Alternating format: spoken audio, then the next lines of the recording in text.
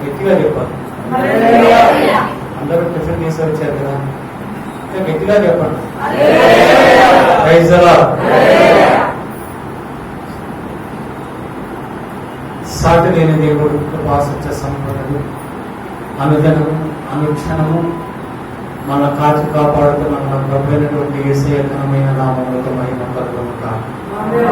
గట్టిగా చెప్పండి. Praise the Lord. Hallelujah. జీవమనేదని యేసయ్య నామములో కూడి వచ్చిన మీకు అందరికీ నా హృదయపూర్వక వందనాలు తెలియజేస్తున్నాను. Praise the Lord. Hallelujah. Hallelujah. అందరూ బాగున్నారా?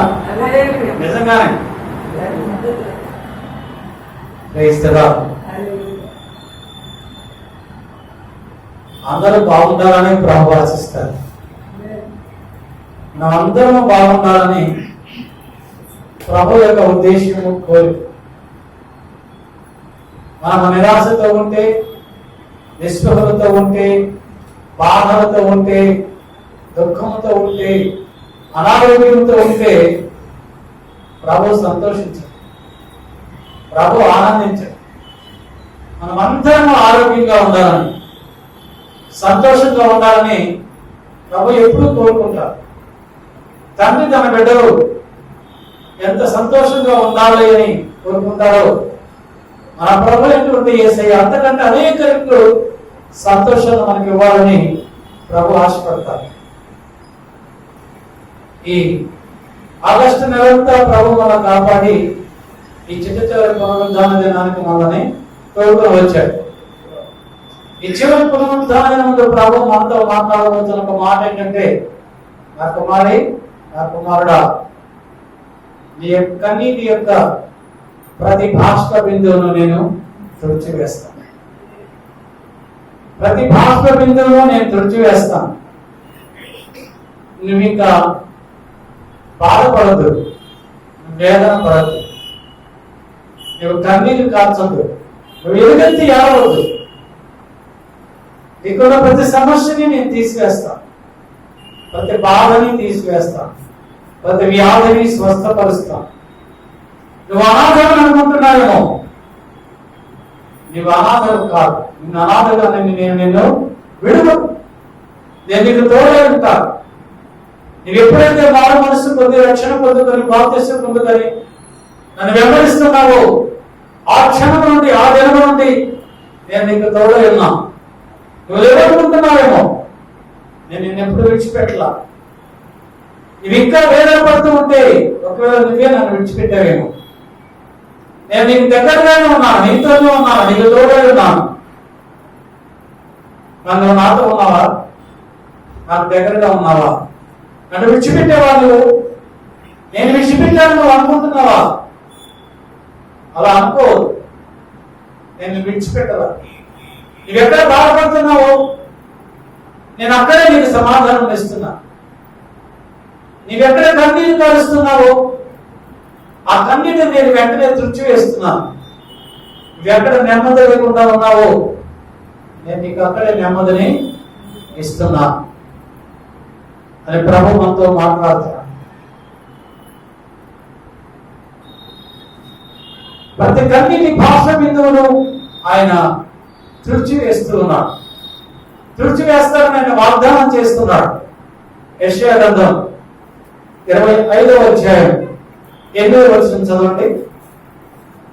యెషయా గ్రంథం 25వ అధ్యాయం 8వ వచనం. ఉండకుండా ఆయన మింగివేయను. ప్రభువైన యెహోవా ప్రతి వాని ముఖము మీద బాష్ప బిందువును తుడిచివేయును. ప్రభువైన యెహోవా ప్రతి వాని ముఖము మీద బాష్ప బిందువును తుడిచివేయును. ప్రకటన గ్రంథం 7వ అధ్యాయం 17వ వచనం చదవండి. ప్రకటన గ్రంథము 7వ అధ్యాయము 17వ వచనం. అందువలన వారు దేవుని సింహాసనం ఎదుట ఉండి రాత్రింపగలు. 7వ అధ్యాయము 17వ వచనం. ఏలయనగా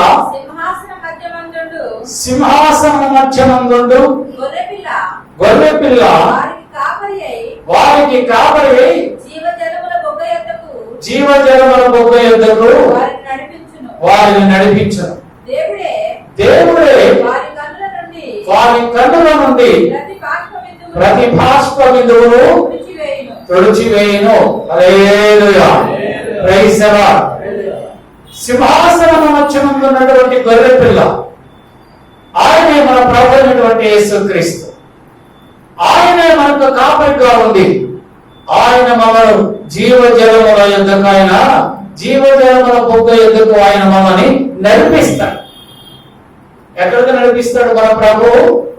జీవజలముల నది యొద్దకు, జీవజలముల బొగ్గ యొద్దకు, జీవజలముల ఊట యొద్దకు నడిపిస్తాడు.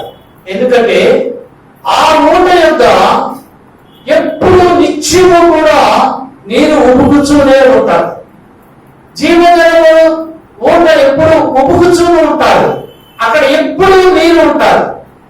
ఆ నీరు ఎప్పుడు మన దాహము తీరుస్తారు. ఎవరైతే ఆ నీటిని త్రాగుతారో వారికి ఆకలి ఉండదు, వారికి దాహం ఉండదు, వారికి వ్యాధులు ఉండవు, వారికి మరణము ఉండదు. ఎందువలనగా ఆయనే ఆ జీవజలము ఊటే మన ప్రభు అయినటువంటి యేసుక్రీస్తు. ఆ జీవజలము ఊటే మన ప్రభు అయినటువంటి యేసుక్రీస్తు. ఎవరి ఎంతైతే, ఎవరిలో అయితే యేసు ప్రభు ఉంటాడో వారిలో, వారి హృదయంలో జీవజలపు ఊట ఉంటాది. అందుకే యేసు ప్రభు యోహాను సువార్త 7వ అధ్యాయము 37-38 వచనాలలో రాయబడతారు. నేను వారి కడుపులో నుండి జీవజలపు ఊటను నేను ప్రవహింపజేస్తాను. మీరు నా యొద్దకు రండి, సమస్త జనులారా నా యొద్దకు రండి. ఎవరైతే ప్రభు దగ్గరకు వస్తారో, ఎవరైతే ప్రభు దగ్గరకు వస్తారో వారి కడుపులో నుండి ఆయన జీవజలపు నదులు ప్రవహింపచేయును. Praise the lord. ఆయన దగ్గరకు వచ్చేవారు ఆయన ఉన్నాడని, ఆయన సమస్తమును చేయగలని నమ్మి విశ్వాసం ఉంచి ఆయన దగ్గరకు నువ్వు రావాలి.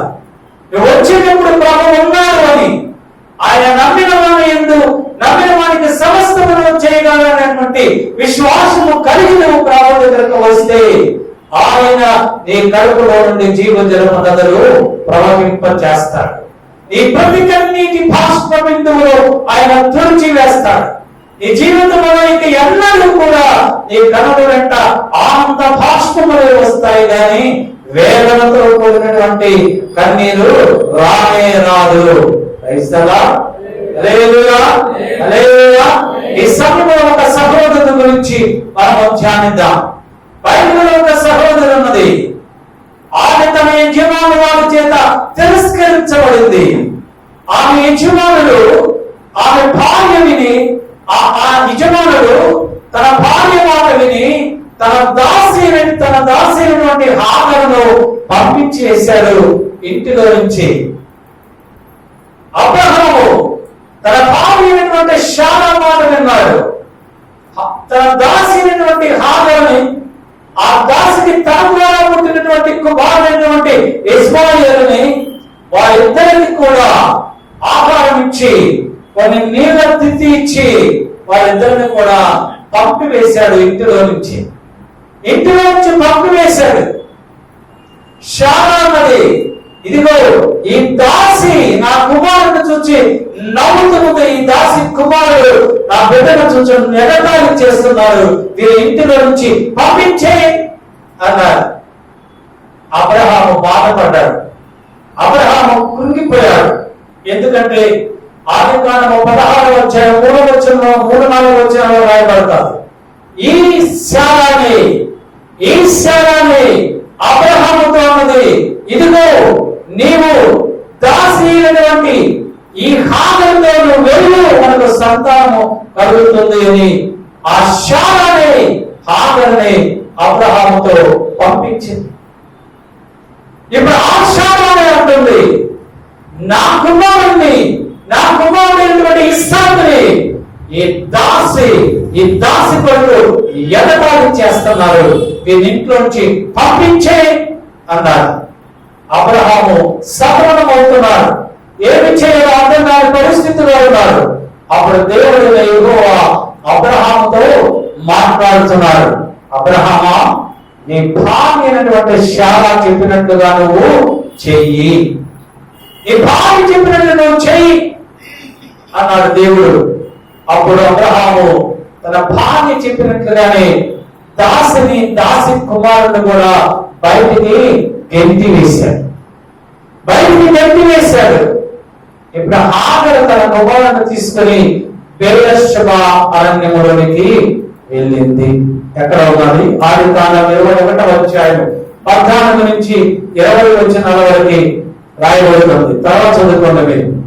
బెయేర్షెబా అరణ్యములో ఇప్పుడు హాగరు నిరాశ్రయురాలై ఎక్కడికి వెళ్ళాలో తెలియక, గమ్యం ఎక్కడికి వెళ్ళాలో, ఎందుకు వెళ్ళాలో, దేనికి వెళ్ళాలో, ఎవరి దగ్గరకు వెళ్ళాలో తెలియనటువంటి పరిస్థితిలో తాను బయలుదేరి తన కుమారుని తీసుకుని, ఇస్మాయిల్ని తీసుకుని బయలుదేరి వెళ్ళింది. ఆ బెయేర్షెబాలోకి వెళ్ళింది. ఆమె ప్రయాణం చేస్తూ ఉంది. ఎంత దూరం ప్రయాణం చేసినా దానికి అంతము లేదు, గమ్యం రావడం లేదు, ఊరు రావడం లేదు, మనుషులు కనిపించడం లేదు. తిరుగుతూ ఉన్నది. అటు తిరుగుతుంది, ఇటు తిరుగుతుంది. ఎటు చూసినా నిర్మానుష్యముగానే ఉంది. ఉన్నది. ఆకలి అవుతుంది, దాహం అవుతుంది. అటు ఇటు అరణ్యములో తిరుగుతూ ఉన్నది. బెయేర్షెబా అంటే సాక్ష్యము అని అర్థం. ఆ సాక్ష్యము దొరుకుతూ అటు ఇటు గమ్యం లేకుండా అరణ్యములో తిరుగుతూ ఉంది. తిరిగి ఒక చోటకు వచ్చేసరికి ఆమె దగ్గర ఉన్నటువంటి ఆహారము అయిపోయింది. ఆమె తెచ్చుకున్నటువంటి నీళ్లు కూడా అయిపోయాయి. ఏమి చేయాలో తెలియదు, ఏమి చేయాలో తోచలేదు. ఆమెకు గతంలో దేవుడు ఇచ్చినటువంటి వాగ్దానాలు మర్చిపోయింది. హాగరు దేవుడైన యెహోవా తనతో మాట్లాడినటువంటి మాటలు మర్చిపోయింది. ఇప్పుడు ఏడుస్తుంది, కన్నీళ్లు కారుస్తుంది. అయ్యో నా కుమారుడు దాహంతో ఉన్నాడే. ఆ బాలుడు ఏడుస్తూ ఉన్నాడు. ఆ బాలుడు యొక్క ఏడుపు చూసి హాగరు కన్నీళ్లు కారుస్తూ ఉంది. బైబిల్లో రాబడతాది, ఎలుగెత్తి ఏడ్చిందట. ఆ బాలుని ఇస్మాయిలుని ఒక పొద కింద పడుండబెట్టి ఆమె ఎలుగెత్తి ఏడుస్తూ ఉంటే ఆ చిన్నవాడు కూడా ఏడుస్తూ ఉన్నాడు, కెవ్వున ఏడుస్తూ ఉన్నాడు. ఆకలితో కూడినటువంటి అరుపులు, దాహంతో కూడినటువంటి ఏడ్పు, మరణమునంతగా ఏడుస్తూ ఉన్నా, మరణమును చెవులో ఏడుస్తూ ఉన్నా. తల్లి కుమారుని యొక్క మరణమును చూడలేక ఇంటి మీద తోడులో ఏడుస్తూ ఉంది. కృంగిపోయింది, కన్నీరు కారుస్తూ ఉంది. అయ్యో నా కుమారుడు, అయ్యో నా కుమారుడు, అయ్యో నా కుమారుడు అని ఏడుస్తూ ఉంది. కానీ ఆమెకు దేవుని యొక్క దూత తనతో మాట్లాడినటువంటి మాటలు ఆ సమయానికి జ్ఞాపకానికి రాలి. 16వ అధ్యాయంలో 16వ అధ్యాయం ఆదికాండము 3వ వచనములో శారా తన భర్త అయినటువంటి అబ్రహాముతో, ఇదిగో నీవు నా దాసి అయినటువంటి హాగరుతో నీవేదో దేవుడు మనకు సంతానం ఇస్తాడని చెప్పినప్పుడు అబ్రహాము భార్య మాట విని దాసి అయినటువంటి హాగరుతో వెళ్ళినప్పుడు హాగరు గర్భవతి ఆయను. హాగరు గర్భవతి అయింది. ఎప్పుడైతే హాగరు తనకు గర్భం వచ్చిందని తలంచిన వెంటనే తన యజమానురాలు దాసి అయినటువంటి హాగరుకు నీచురాలుగా కనిపించిందట. ఎలాగా కనిపించింది? నీచురాలుగా కనిపించింది. ఉపకారం చేసిన వారికి, ఉపకారం పొందిన వారు, ఉపకారం చేసిన వారు నీచులుగా కనిపించారు. నీ అవసరాలలో, నీ ఇబ్బందులలో, నీ ఇరుకులలో నీకు తోడైంది నిన్ను ఆదుకున్న వారు నీకు నీ అవసరం తీరిన తర్వాత నీకు ఎలాగా కనిపిస్తున్నారు? నీచులుగా కనిపిస్తున్నారా? చేతగాని వారిగా కనిపిస్తున్నారా? అసమర్థులుగా కనిపిస్తున్నారా? ఇప్పుడు శారా హాగరు నీచురాలుగా కనిపిస్తుంది.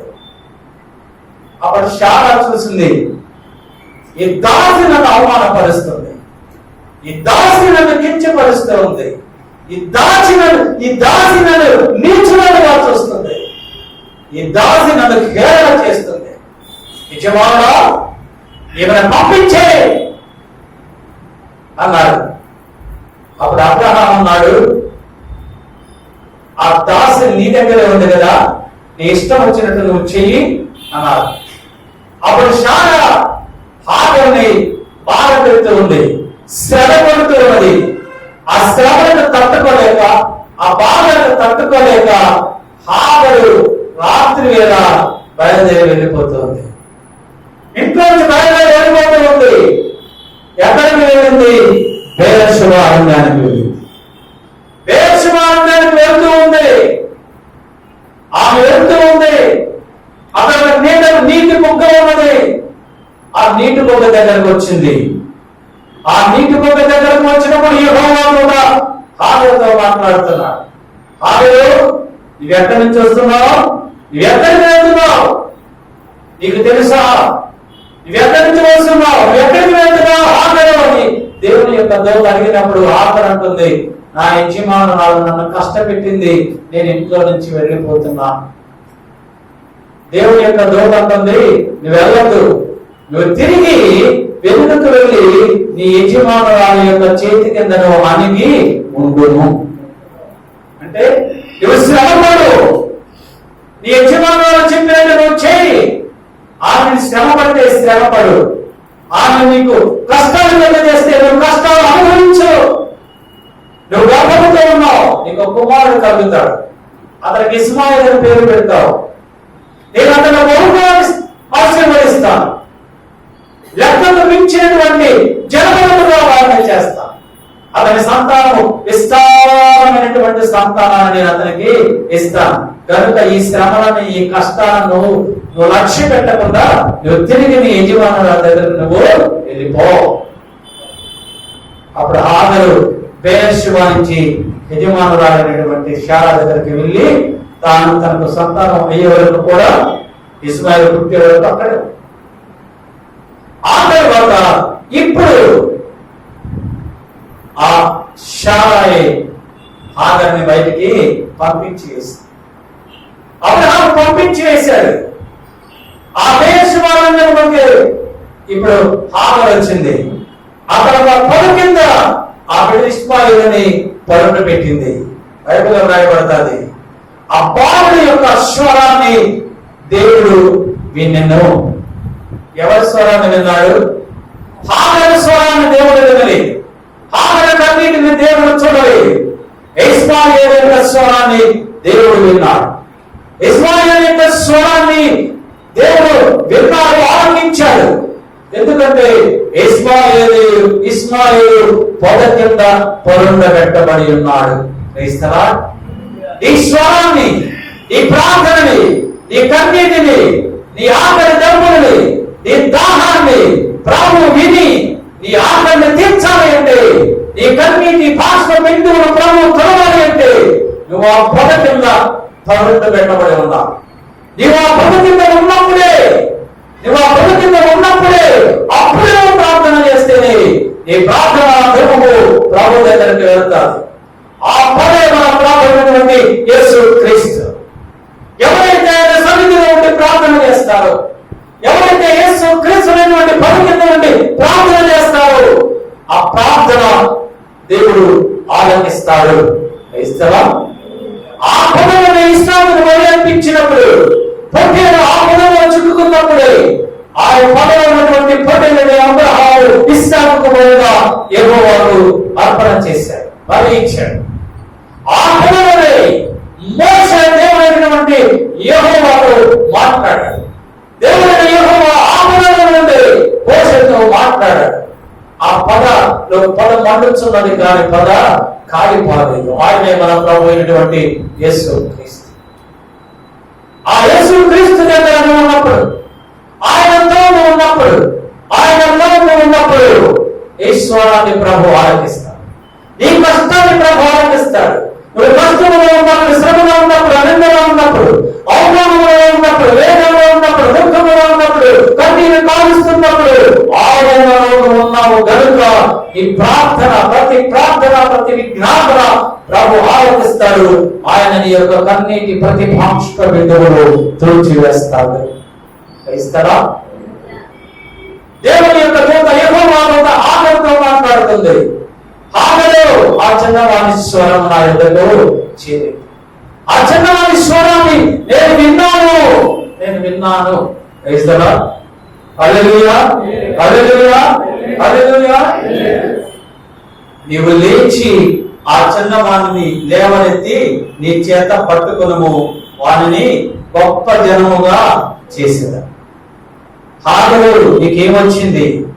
నువ్వు భయపడద్దు, నువ్వు భయపడద్దు, ధైర్యం తెచ్చుకో. నీ రెండు చేతులతో ఆ బిడ్డని ఎత్తుకో. ఈ బిడ్డను నేను గొప్ప జనముగా చేస్తాను, ఈ బిడ్డను నేను అని హాగరు కనులు తెరిచాడు దేవుడు. హాగరు కనులు తెరిచినప్పుడు అక్కడ ఒక నీటి బొగ్గ కనిపిస్తుంది. ఆ నీటి బొగ్గలో నీళ్లు త్రాగి ఆ చిన్నవాడికి త్రాగనిచ్చి ఆ తిత్తి నిండా నీళ్లు నింపుకున్నది. దేవుడు హాగరుతో అంటున్నాడు, కళ్ళు తెరవబడినప్పుడు నీటి బొగ్గను నువ్వు చూస్తావు. ఈ కళ్ళు తెరవబడినప్పుడు జీవజలంలో బుగ్గ నీకు కనిపిస్తాడు. ఈ కళ్ళు తెరవబడినప్పుడు మాత్రమే నువ్వు ప్రభువును చూడగలుగుతావు. ఈ కళ్ళతో ప్రభువును నువ్వు చూడలేవు. పరిశుద్ధాత్మైనటువంటి ఆ మనోనేత్రులు నువ్వు తెరవబడినప్పుడు ప్రభువును చూస్తావు. ఆ దేవుని యొక్క దూత యెహోవా దూత హాగరు కన్నులు తెరిచింది కనుకనే నీటి బుగ్గ కనిపించింది. గ్రహిస్తారా? అప్పటి వరకు చూడలేకపోయింది. అక్కడ నీటి బుగ్గ లేదా? అక్కడ నీటి బుగ్గ ఉంది. 16వ అధ్యాయంలోనే నీటి బుగ్గ ఉంది. ఆ నీటి బుగ్గ దగ్గరికి, ఆ దేశం అరణ్యం దగ్గరికి ఇప్పుడు హాగరు వచ్చింది, కానీ చూడలేకపోయింది. ఎందుకంటే ఆ మనోనేత్రులు మొయబడి ఉన్నాయి కనుక. దేవుడు నీ పక్కనే ఉన్నాడు. ప్రభు ఆశీర్వాదం నీ పక్కనే ఉంచుతున్నాడు. నీతోనే ఆశీర్వాదాలు ఉన్నాయి, నీతోనే దీవెనలు ఉన్నాయి. అయినా ఆ దీవెన ఆశీర్వాదాలు నువ్వు పొందుకోలేకపోతున్నావు, నువ్వు తీసుకోలేకపోతున్నావు, నువ్వు వాటిని అనుభవించలేకపోతున్నావు. నీకు ఎదురుగానే ఉన్నాయి. దేవుడు పచ్చ పరమాత్ముడు నీ ఎదురుగానే పెట్టాడు, కానీ నువ్వు చూడలేకపోతున్నావు, నువ్వు తినలేకపోతున్నావు. ఎందుకంటే నీ కళ్ళు మూసివేయబడ్డాయి. ప్రభు నీ కళ్ళు తెరచినప్పుడే వాటిని నువ్వు తినగలవు, వాటిని నువ్వు అనుభవించగలవు. హాగరు దూత, ఇదిగో నీ కుమారుడు ఇష్మాయేలుని ఆశీర్వదిస్తాడు, విస్తారమైన సంతానముగా చేస్తాడు. అతనికి 12 మంది రాజులు పుడతారు. ఎంతమంది? 12 మంది రాజులు పుడతారు. వారందరినీ నేను విస్తరింపజేస్తాను, విస్తారమైనటువంటి జనముగా చేస్తానని దేవుడు హాగరుని ఇష్మాయేలుని ఆశీర్వదించారు. అదే విధముగా ప్రపంచంలో అనేక మంది ఇష్మాయేలు సంతానం, లెక్కకు మించినటువంటి సంతానము ఉన్నది. ఆ బెయేర్షెబా సాక్షాత్తమైన ఆ అరణ్యములు, ఆ నీటి బుగ్గ యొద్ద దేవుడు ఆమె కన్నులు తెరచి ఆమె యొక్క ప్రతి బాష్ప బిందువులు తుడిచివేశాడు. నీ సంగమా, ఇప్పటి వరకు కూడా హాగరులాగా నీ కన్నులు మూసుకుపోయి ఉంటే, ఇంకా తెరవబడక ఉంటే, నీ కష్టాలతోనే నీ ఉంటే, నీ కన్నీరే పానముగా, ఆహారముగా, దానముగా నీవు త్రాగుతూ ఉంటే, భుజిస్తూ ఉంటే, ఈ పునరుద్ధానమందు ప్రభు నీతో మాట్లాడుతున్నాడు. మా సహోదరుడా, మీ ప్రతి కన్నీటి బాష్ప బిందువును నేను తుడిచివేస్తా, మీ కన్నులు నేను తెరుస్తాను అని చెప్తున్నాడు. క్రైస్తవా? ఆ తరువాత ఆ బెయేర్షెబా బావి ఎక్కడ ఉన్నదో అక్కడే ఒక పెద్ద పట్టణం కట్టబడి ఉన్నది. అక్కడే ఒక గ్రామం వచ్చింది, అక్కడే ఒక ఊరు కట్టబడింది. అబ్రహాము కళ వచ్చినప్పుడు ఆ యొక్క బెయేర్షెబా దగ్గరికే వెళ్ళిపోయాడు.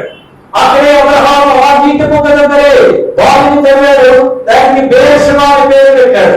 ఫిలిష్తీయుల రాజైనటువంటి అబీమెలెకు అబ్రహాము దగ్గరకు వచ్చేస్తున్నాడు. అబ్రహామా, నీ దేవుడు నిన్ను బహుగా ఆశీర్వదించాడు. నీవు నాకంటే శక్తిమంతుడవు, నీవు నాకంటే బలవంతుడవు, కనుక నీకు నాకు మధ్య ఒక వడంబడిక చేసుకున్నావు అని ఆ బావి దగ్గర వారు వడంబడిక చేసుకున్నారు. ఆ బావి పేరు బెయేర్షెబా బావి, సాక్షాత్మైనటువంటి బావి. వేస్తారా? హల్లెలూయా. అనేక మందికి జీవజలం ఇచ్చినటువంటి బావి అది. ఆ బావి దగ్గరే మన ప్రభు అయినటువంటి యేసయ్య హాగరు యొక్క ప్రతి కన్నీటి బాష్ప బిందువులు తుడిచి వేశాడు. మన ప్రభు చూస్తూ ఊరుకునేటువంటి దేవుడు కాదు. నువ్వు కష్టాలు పడుతుంటే, నువ్వు బాధపడుతుంటే, నువ్వు దుఃఖపడుతుంటే, ఏం చేయాలో తెలియనటువంటి పరిస్థితులు, నీకు తోచున్నటువంటి స్థితిలో ఉంటే మన యేసయ్యని విడిచిపెట్టేటువంటి దేవుడు కాదు. నీ ప్రతి కన్నీటి బాష్ప బిందువులు ఆయన తుడిచి వేస్తాడు. ఒకవేళ నీలో ప్రార్థన తక్కువైందేమో, నీకెందుకు కన్నీరు, నీకెందుకు బాధ, నీకెందుకు దుఃఖం, నీలో ప్రార్థన లేదేమో. అందుకే ప్రభు నీ ఉద్దేశాలను నెరవేర్చడం లేదేమో. అందుకే ప్రభు నువ్వు కోరుకున్నది నీకివ్వడం లేదేమో. ఇప్పుడు సహోదరు శామ్యూల్ చెప్పారు, 6వ రోజుకి 8,000 సార్లు మాట్లాడతారు. 8,000 సార్లు మాట్లాడతారు. ఆ 8,000 సార్లు మాట్లాడేదాన్ని 2,000 సార్లు మాట్లాడటం చేసుకొని మిగతా 6,000 సార్లు ప్రభు సన్నిధిలో ప్రార్థన చేయి. ప్రభుతో మాట్లాడండి. మీరు మాట్లాడాల్సింది ప్రభుతో. ఈ లోకంలో ఉన్న మనుషులతో కాదు, అసంస్కృతమైనటువంటి అసమాధానం ఇచ్చేటువంటి మనుషులతో కాదు. వ్యర్థమైనటువంటి సమయాన్ని వారి కొరకు, వీరి కొరకు, బంధువులని, స్నేహితులని, అయిన వారిని, కాని వారిని, పక్కన వాళ్ళని, అనుమానులని, ఆ ఇంటి వాళ్ళని, ఈ ఇంటి వాళ్ళని, వారితో మీరు మాట్లాడవలసింది. నీ దేవుడైనటువంటి యేసయ్యతో మాట్లాడు.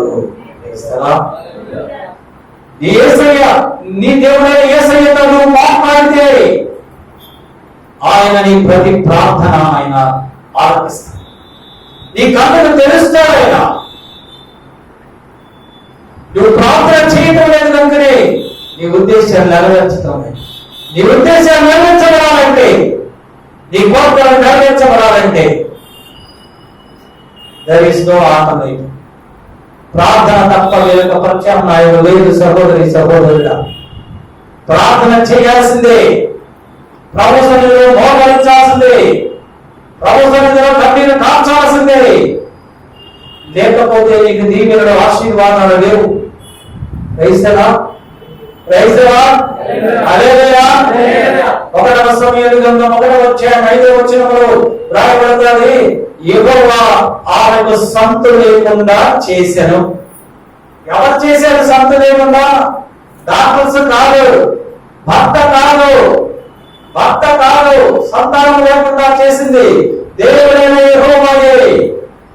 అక్కడ హన్నాతో మాట్లాడుతున్నాడు దేవుడు. యెహోవా హన్నాకు సంతు లేకుండా చేసెను. భర్త ప్రేమిస్తూనే ఉన్నాడు. తన సవతైనటువంటి పెనిన్నా కన్నా కూడా భర్త అయినటువంటి ఎల్కానా హన్నాను బహుగా ప్రేమించాడు. అనేక రెట్లు ఎక్కువగా ప్రేమించాడు. అయినప్పటికీ హన్నాకు సంతు కలగలేదు. కారణం యెహోవా సంతు లేకుండా చేశాడు. సవతైనటువంటి పెనిన్నాకు కుమార్తెలు ఉన్నారు, మరి హన్నాకు లేదు. కారణం పెనిన్నా ప్రార్థనా పరురాలు. ఆమె ప్రార్థనా పరురాలు. హన్నాకి ప్రార్థన లేదు. సౌందర్యం ఉన్నారు, అందం ఉన్నారు. భర్త దగ్గర నుంచి భర్త యొక్క ప్రేమను పొందుతుంది, కానీ దేవుని ప్రేమ పొందుకోలేకపోయింది. ప్రార్థన లేకపోవడం వల్ల దేవుడు హన్నాను జ్ఞాపకం చేసుకోలేదు. హన్నా గర్భము తెరవలేదు. పెరిగిన మాటికి హన్నాను విసిగిస్తూనే ఉన్నది. ఆమె విసిగిస్తూ ఉంటే హన్నాకు కోపం వస్తూనే ఉన్నది. పెరిగిన ఎందుకు హన్నాను విసిగిస్తూ ఉంది?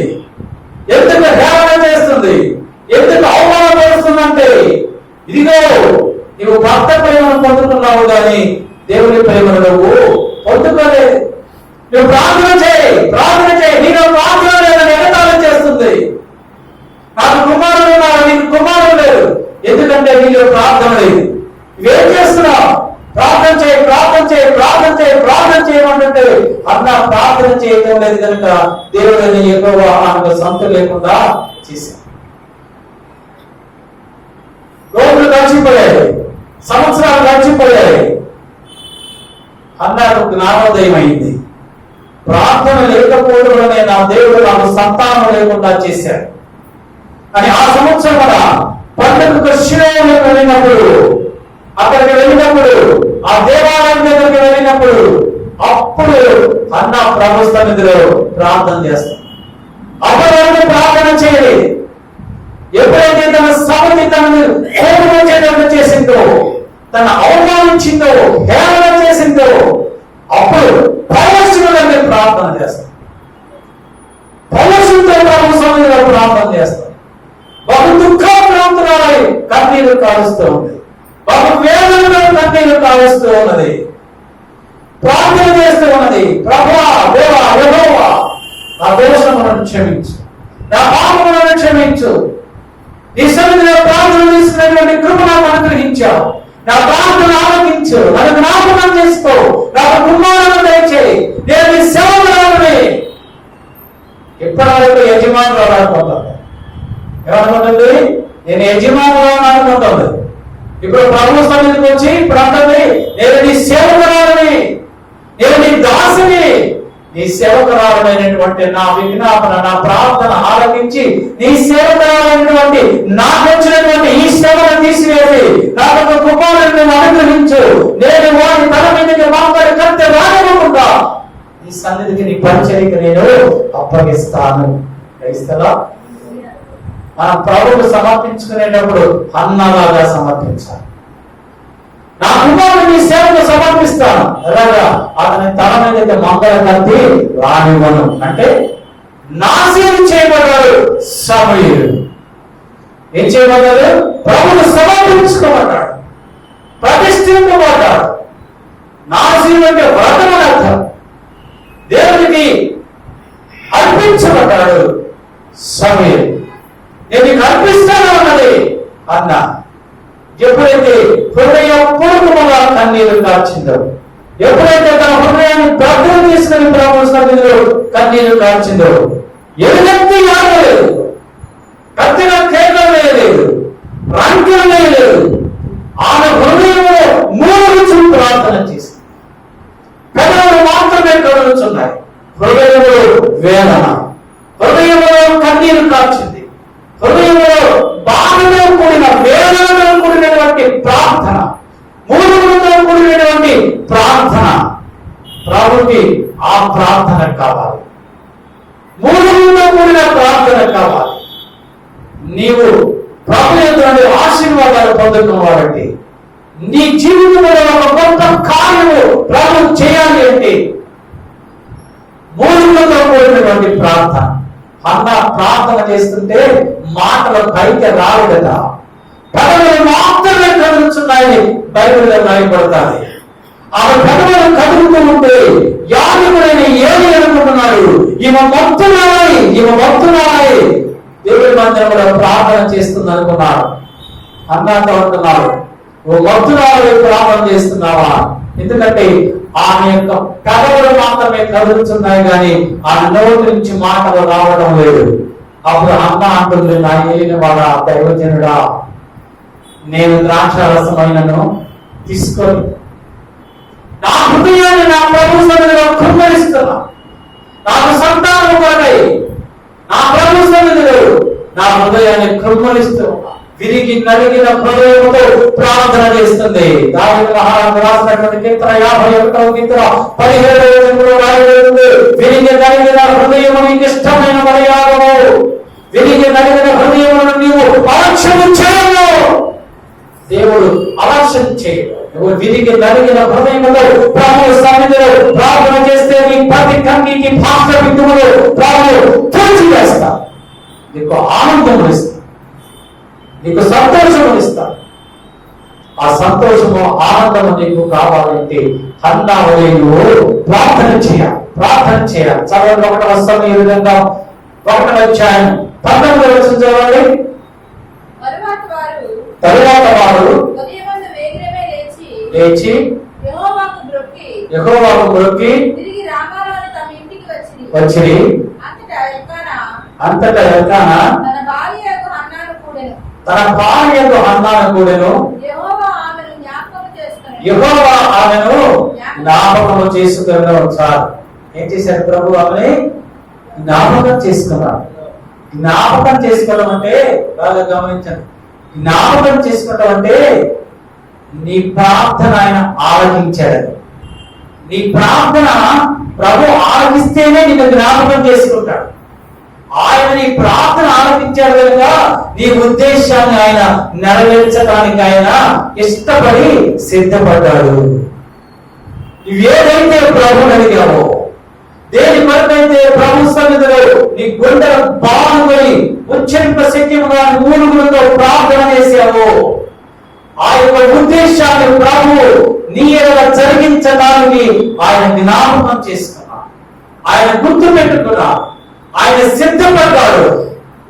ఇప్పుడు హన్నాని జ్ఞాపకం చేసుకున్నాడంటే ఆమె యొక్క ఉద్దేశాన్ని ప్రభు నెరవేర్చబోతున్నాడు. ఇప్పటి వరకు కూడా ఎల్కానాలో హన్నాకు సంతానము కలుగులేదు.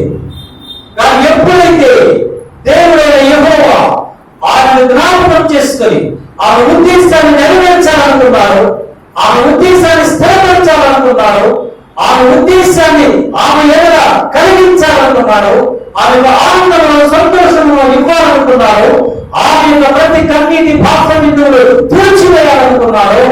అప్పుడు ఎల్కానా వలన హన్నా గర్భవతి ఆయను. క్రైస్తవా? ఆయన ఉద్దేశం వల్లనే గర్భవతి అయింది. క్రైస్తవా? ఆమె జ్ఞాపకం చేసుకున్నాడు కనుక హన్నా గర్భవతి అయింది. ఆమెకు కుమారుడు పుట్టాడు. ఆమె అతనికి సమూయేలు అని పేరు పెట్టింది. ఏం పెట్టింది? సమూయేలు అని పేరు పెట్టింది. అతడు పాలనిచ్చిన తరువాత హన్నా సమూయేలుని యెహోవా యొక్క మందిరములో ప్రతిష్ఠిత చేశాడు. ప్రభువు చేత ప్రతిష్ఠిత చేయబడిన వాడు, ప్రభువుకు ప్రతిష్ఠిత చేయబడిన వాడు ఎలాగా ఉండాలి అంటే, దేవుడైనటువంటి యెహోవా ద్వారా న్యాయాధిపతుల గ్రంథం 13వ అధ్యాయము 5వ వచనం చదవండి. న్యాయాధిపతుల గ్రంథం 13వ అధ్యాయము 5వ వచనం చదవాలి స్పీడ్ గా.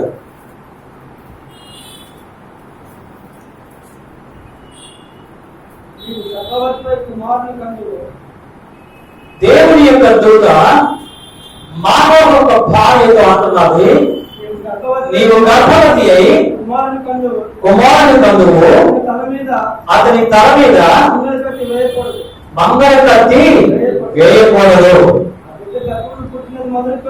ఆ బిడ్డ గర్భంలో పుట్టినది మొదలుకొని దేవునికి నాజీరు చేయబడిన వాడు. ఎప్పుడు నాజీరు చేయబడ్డాడు? గర్భములో ఉన్నప్పుడే నాజీరు చేయబడ్డాడు. గర్భములో ఉన్నప్పుడే నాజీరు చేయబడ్డాడు.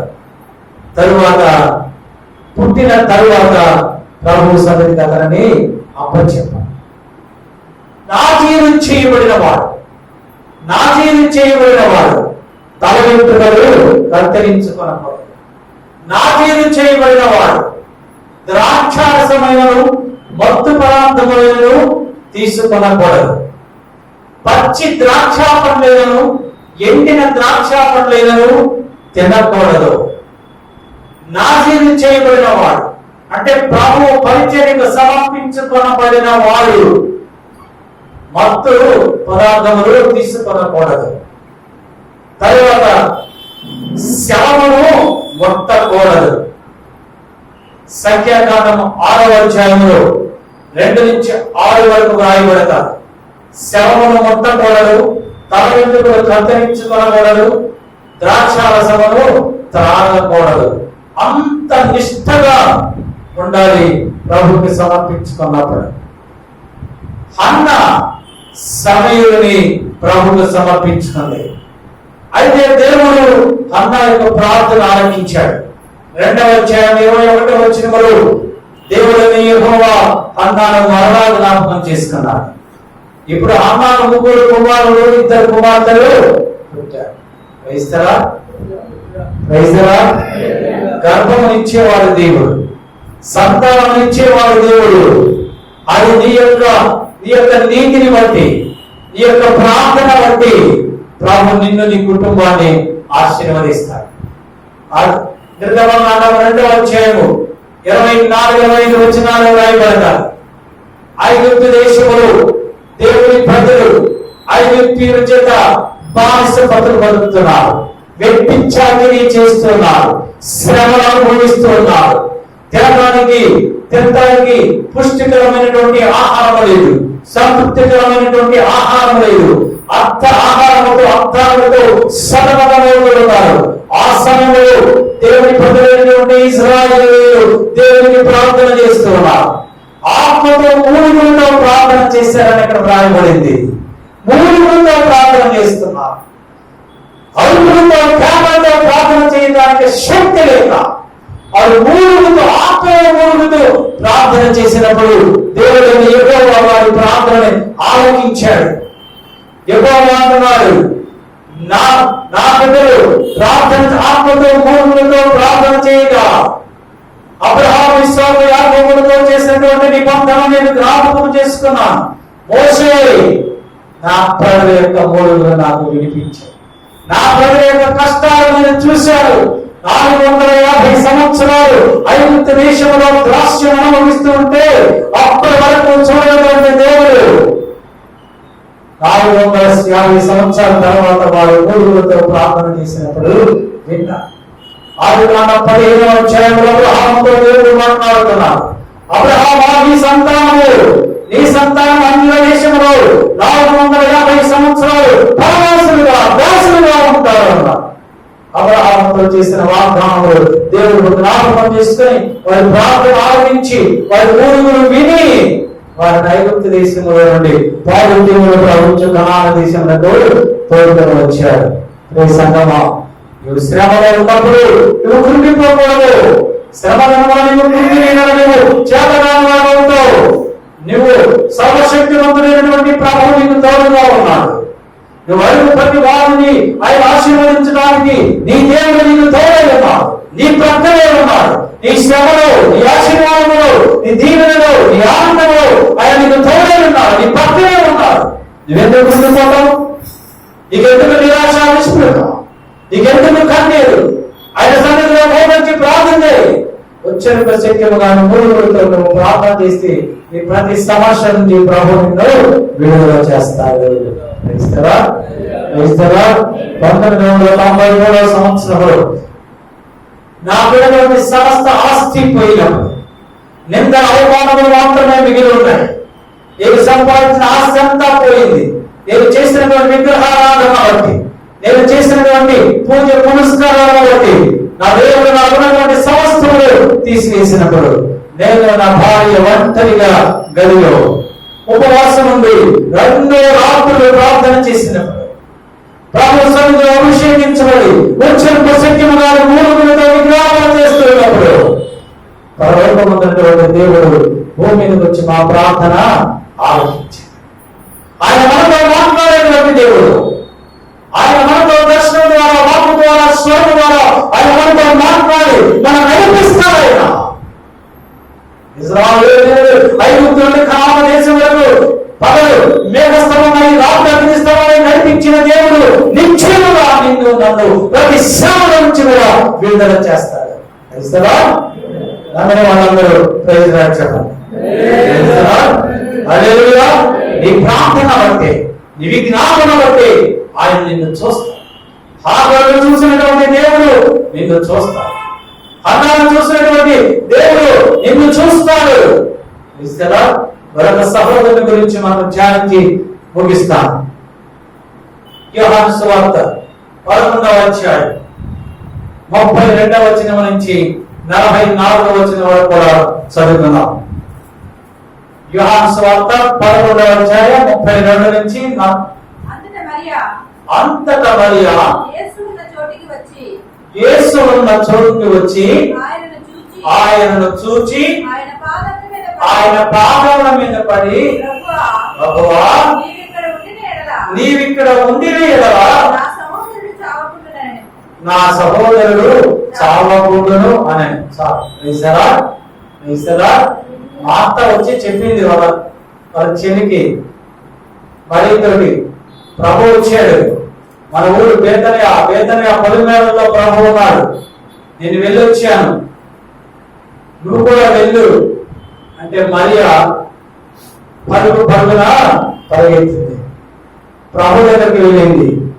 వెళ్ళిన వెంటనే మళ్ళీ ఏం చేసింది, ప్రభు ఉన్న చోటుకు వచ్చి ఆయనను చూసి ఆయన పాదముల మీద పడి, ముందు ప్రభువును చూసింది, తరువాత ఆయన పాదముల మీద పడింది. నువ్వు ప్రభువును చూడాలి. నువ్వు ప్రభు ఎదురండి ఆశీర్వాదం పొందుకోవాలి అంటే నువ్వు ప్రభువుని చూడాలి. ప్రభువును చూసే అనుభవం నీకు ఉండాలి. నువ్వు ప్రభువును చూడకుండా నువ్వు పాదాల మీద పడిపోతే నువ్వు ఎవరి పాదాల మీద పడుతున్నావు? గమనించండి, ప్రభు పాదాల మీద పడుతున్నావు, సైతాన్ పాదాల మీద పడుతున్నావు, నీకు తెలియదు కదా. నువ్వు పాదాల మీద పడి ప్రభు పాదాలు అనుకుంటున్నావు, కానీ ఒకవేళ సైతాన్ పాదాల మీద పడుతున్నావేమో, అదే ప్రభువును చూసేటువంటి కన్నులు నీకుంది. నీ కన్నులు తెరవబడితే అంటే పరిశుద్ధాత్మ అభిషేకం నీకు ఉంటే నువ్వు ప్రభువును చూస్తావు. అభిషేకం లేని వారు ప్రభువును చూడలేదు. అభిషేకం వారు మాత్రమే ఆయన స్వరాన్ని వినగలరు, ఆయన చూడగలరు, వారు మాత్రమే ఆయన పాదముల మీద పడగలరు. మరియు ప్రభువును చూసింది, ఆయన పాదాల మీద పడింది, ప్రభువుతో అప్పుడు మాట్లాడుతుంది, ప్రభువా నేను ఇక్కడ ఉండి నీడని నా సహోదరుడు చనిపోయేవాడు. మనం మాట్లాడే ప్రతి మాట ప్రభు వింటాడు. మన యొక్క గొంతులో నుంచి వచ్చినటువంటి ఆ స్వరములో ఉన్నటువంటి ఆ యొక్క మాటని ప్రభు ఆలకిస్తాడు. మన హృదయంలో నుంచి వచ్చే ప్రతి మాట దీనత్వముతో కూడి ఉండాలి. దీనత్వముతో ఉన్నప్పుడే ప్రభు నీ ప్రార్థన ఆలకిస్తాడు. యెషయా గ్రంథం 57వ అధ్యాయం 15వ వచనం చదవండి.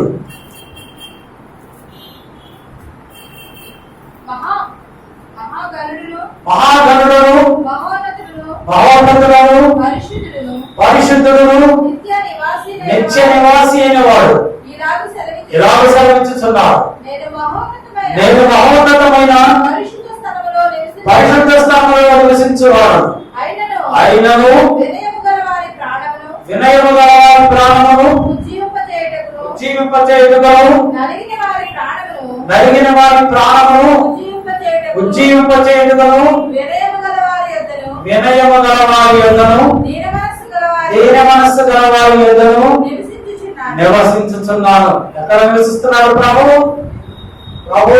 ప్రభు నీ కుటుంబ పక్షముగా మేలు చేయాలంటే, నీకు కావలసిన మేలు గురించి ప్రభును అడగాలి అంటే ఆయన పాదముల మీద పడి నువ్వు విరిగిన మనస్సుతో దీన మనస్సుతో అడగాలి. నువ్వు దీన మనస్సుతో అడిగినప్పుడు ప్రభు నీ ప్రార్థన ఆలకిస్తాడు. యెషయా గ్రంథం 26వ అధ్యాయం రాయబడుతుంది, నీ శిక్ష వారి మీద పడినందున వారు విశేషముగా దీన ప్రార్థన చేసిరి. దేవుని యొక్క శిక్ష వారి మీద పడితే వారు విశేషముగా దీన ప్రార్థన చేశారు. అప్పుడు దేవుడు వారి శిక్షను వారి ఎదురు నుండి తొలగించారు. దేవుడు మన కుటుంబంలో ఉన్నటువంటి శాపము తొలగింపబడాలి అంటే, మన కుటుంబంలో ఉన్నటువంటి అశాంతి, మన కుటుంబంలో ఉన్నటువంటి అసమాధానము, మన కుటుంబంలో ఉన్నటువంటి ఆ యొక్క వ్యాధులు తొలగిపోవాలి అంటే, ఆ శిక్ష తొలగిపోవాలి అంటే మన ప్రార్థన దీన మనస్సుతో కూడి మనం ప్రార్థన చేయాలి.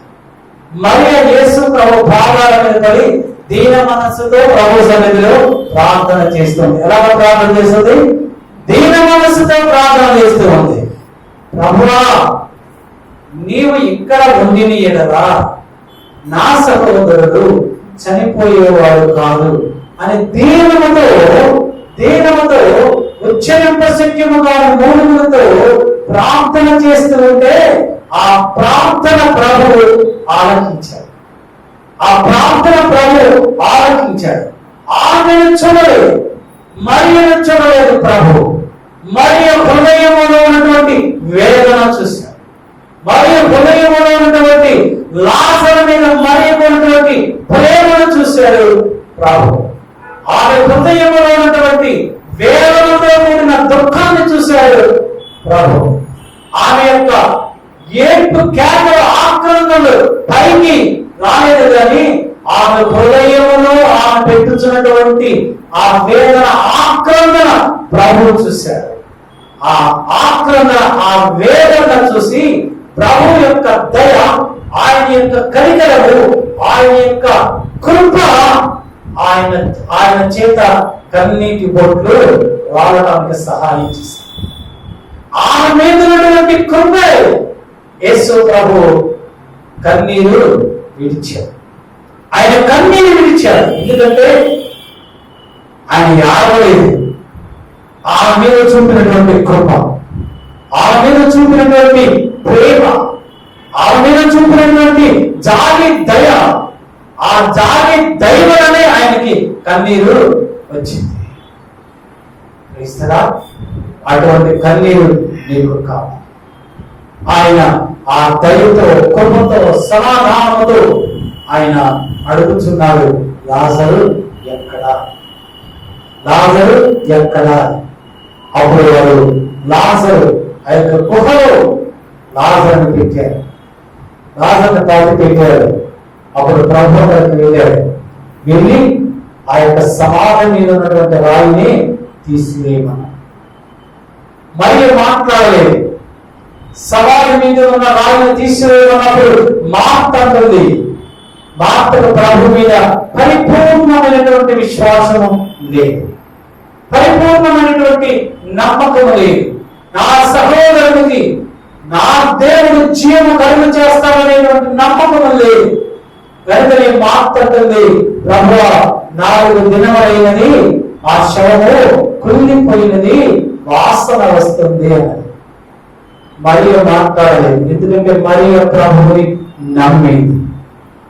ఎప్పుడైతే ప్రభువు యొక్క సమాధానం, ప్రభువు యొక్క కనికరం, ప్రభువు యొక్క కృప ఆమె మీద, మరి మీద కృపరించబడిందో, మరి ఒక నిశ్చయిత వచ్చింది, నా సహోదరుడు తిరిగి లేస్తాడు, నా సహోదరుడు జీవము పొందుకుంటాడు అని మరియా ఎదురు చూస్తూ ఉన్నది. అయితే ప్రభు అంటున్నాడు, ఆ రాయిని తీసివేయమన్నాడు.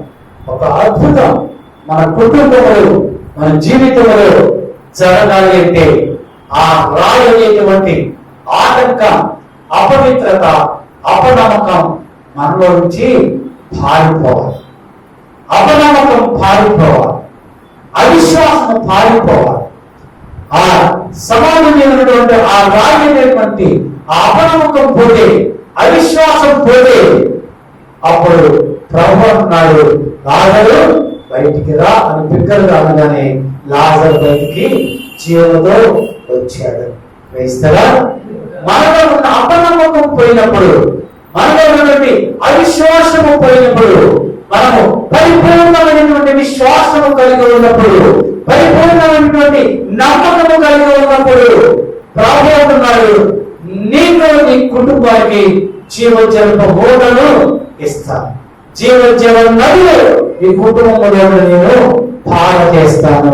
క్రైస్తరా, మీ కుటుంబంలో ఉన్న ప్రతి భాష బిందువు నేను తూచివేస్తానంటున్నాను.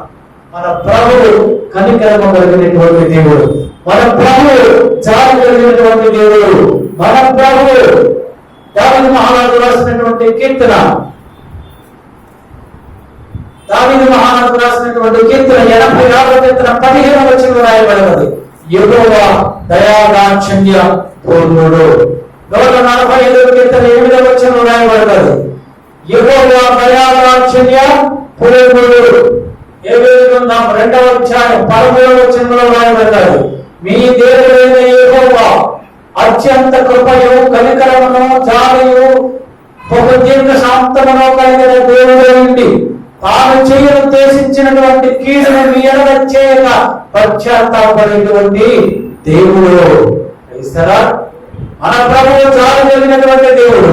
యోనానందం 4వ అధ్యాయం 2వ వచనములో కూడా యోనా అంటారు, దేవా యెహోవా నీవు దయ కలిగినటువంటి దేవుడు, నీవు జాలి కలిగినటువంటి దేవుడు, నీవు దీర్ఘశాంతం కలిగినటువంటి దేవుడు అని మన దేవుడు యెహోవాను గురించి ఆయన నామాన్ని ఘనపరుస్తూ ఉన్నారు.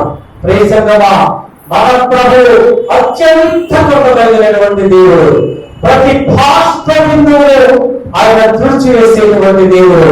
ప్రకటన గ్రంథం 21వ అధ్యాయం 3వ వచనంలో ప్రభువు మనందరితో వాగ్దానం చేస్తూ ఉన్నాడు. మనందరితో వాగ్దానం చేస్తూ ఉన్నాడు. ఆయన నివాసము మనతో ఉండును. దేవుని నివాసము ఆయన ప్రజలతో ఉంటుంది. ఆయన వారికి కాపరి అయ్యుండును, వారు ఆయన ప్రజలయ్యుండును. దేవుడు తానే వారికి దేవుడై ఉండి వారికి తోడై ఉండును. హల్లెలూయా. క్రైస్తరా, ఆయన మనకు కాపరిగా ఉన్నాడు. ఆయన మనకు దేవుడై ఉన్నాడు. ఆయనే మనకు తోడై ఉన్నాడు. ప్రభు అంటున్నాడు, నేను నా ప్రజల ప్రతి బాష్ప బిందువులు తుడిచివేస్తాను. వారు నా ప్రజల యందును, నేను వారి దేవుడినై యుందును. క్రైస్తరా, హల్లెలూయా. ప్రియ సంగమా, ప్రభు వాక్యం ఇచ్చినటువంటి దేవుని బిడ్డలారా, ఈ పునరుద్ధానమందు ఈ మధ్యాహ్న సమయంలో ప్రభు మనకి ఇచ్చినటువంటి వాగ్దానం ఇది. నీవు ఆయన యందు పరిపూర్ణ విశ్వాసము కలిగి ప్రార్థన ఉచ్చింప శక్యముగా మూలుగులతో ప్రార్థన చేసినట్లయితే ఆయన నీ ప్రతి కన్నీటి బాధలు తుడిచివేస్తారు. మీ ఇంటిలో అశాంతి ఉండదు, అసమాధానం ఉండదు. మీ ఇంట్లో ఏ కలుగు ఉండదు, ఏ ఆకలి ఉండదు, ఏ దాహం ఉండదు. నిత్యము సమృద్ధి అయినటువంటి జీవనమైనటువంటి దేవుడు, సమృద్ధి ఇచ్చేటువంటి దేవుడు ఆయన మీకు తోడండి. ఈ ఉద్దేశములన్నీ ఆయన నెరవేర్చునుగాక. క్రైస్తవా, మీ ఆలోచనలన్నీ నెరవేర్చునుగా. సంపూర్ణమైనటువంటి ఆరోగ్యము ప్రభు మీ అందరికీ అనుగ్రహించునుగాక. ఆమేన్. ఈ వాక్యం ద్వారా ప్రభు మిమ్మల్ని దీవించునుగాక. ఆమేన్, ఆమేన్. తర్వాత ప్రార్థన చేసుకుందాం. కృపా సత్య సంపూర్ణమైన మా ప్రభువా మా యేసు, ఈ దాసను కాంతములను మాట్లాడిన ప్రతి లేఖనమును బట్టి నీకు స్తుతులు స్తోత్రాలు. ప్రతి బాష్ప బిందువులు తుడిచివేస్తానన్న దేవుడు అవుతాడు. ఆగరు ప్రభువా, ఆగరు నీ సన్నిధిలో నీ సముఖములో ప్రభువా కన్నీటితో ప్రార్థన చేసినప్పుడు, ఎలుగెత్తి ఏడ్చినప్పుడు ప్రభువా ఆగరు యొక్క ప్రార్థనను నువ్వు ఆలకించావు తండ్రి. ఆమెకు ఆనందములు సంతోషమును దయచేసావు ప్రభా. ఆమె దుఃఖములు ఆనందంగా మార్చినట్టు మీరు మాతో మాట్లాడారు ప్రభా. మీకు స్తుతులు స్తోత్రాలు నాయన. ఇదిగో ప్రభా, హన్నా ప్రభా నీ సన్నిధిలో ప్రార్థన చేసినప్పుడు హన్నా యొక్క ప్రార్థనను ఆలకించి ఆమె యొక్క గర్భమును తెరచి సంతానము దయచేసావు నాయన.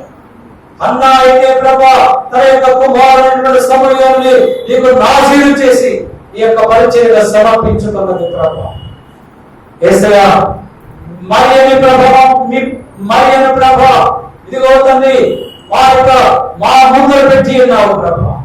మరియ ప్రభావం కూడా చూసి ఈ పాదముల పడి ఈ పాదముల మీద పడి తన సహోదరుడైనటువంటి లాజరు కొరకై ప్రార్థన చేసినప్పుడు ఆమె యొక్క కన్నీరు తుడిచివేసి, ఆమె యొక్క ప్రతి బాష్ప బిందువు తుడిచివేసి, ఆమెలో ఉన్న వేదనను తీసివేసి లాజరుకు తిరిగి జీవమనిచ్చావు ప్రభా.